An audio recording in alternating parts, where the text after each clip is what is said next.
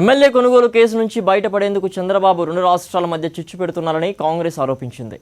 ఓటుకు 5 కోట్ల కేసులో టీడీపీ అధినేతగా చంద్రబాబు అడ్డంగా దొరికిపోయారని, ఈ కేసుతో ఏపీ ప్రభుత్వానికి ప్రజలకు సంబంధం లేదన్నారు కౌన్సిల్లో ప్రతిపక్ష నేత రామచంద్రయ్య. చంద్రబాబు వ్యక్తిగతంగా తప్పు చేసి కేసులో ఇరుక్కొని అందులోకి ఏపీ సర్కారును లాగడం ఏంటని ప్రశ్నించారు. స్వీయ రక్షణ కోసం చంద్రబాబు తెలుగు ప్రజల మధ్య వైషమ్యాలను రెచ్చగొట్టే వికృత క్రీడకు పాల్పడుతున్నారని, ఒకవేళ తీవ్ర పరిణామాలు జరిగితే అందుకు చంద్రబాబుదే బాధ్యత అన్నారు సిఆర్.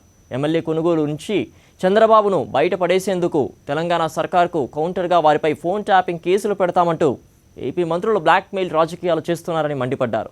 విభజన చట్టం సెక్షన్ 8 అమలు చేస్తే ఏసీబీ కేసులో చంద్రబాబును చేర్చాలంటూ గవర్నర్ ఆదేశాలు ఇచ్చి ఉండేవారని కేసీఆర్ కమెంట్ ఇచ్చారు. ఎలక్షన్ కమిషన్ ను మోసం చేస్తేవి, ప్రజలను మోసం చేస్తేవి, దేవుడిని మోసం చేస్తాడు. నీకు లీగల్ రికార్డ్స్ ఉంది, నేను కాదన్ను. కానీ రాష్ట్రానికి మధ్య చిచ్చు పెట్టేటువంటి అధికారం నీకు లేదు. వైషమ్యం లేకుండా ఉన్న 10 సంవత్సరాలు, 1 సంవత్సరం గడిపోయింది, ఒక ఇన్సిడెంట్ జరగలే. I convey my thanks to KCR.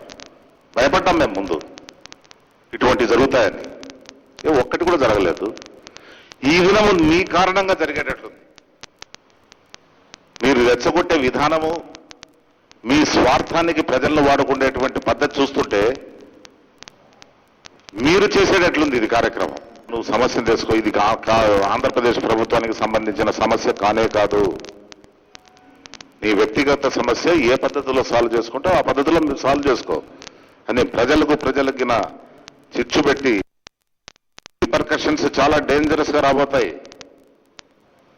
దానికి నీవే బాధ్యుడవుతాను నేను హెచ్చరిస్తున్నా చంద్రబాబు నాయుడు గారిని. సెక్షన్ 8 తెలిసినా మీకు? సెక్షన్ 8 మీరు డిమాండ్ చేస్తున్నారు.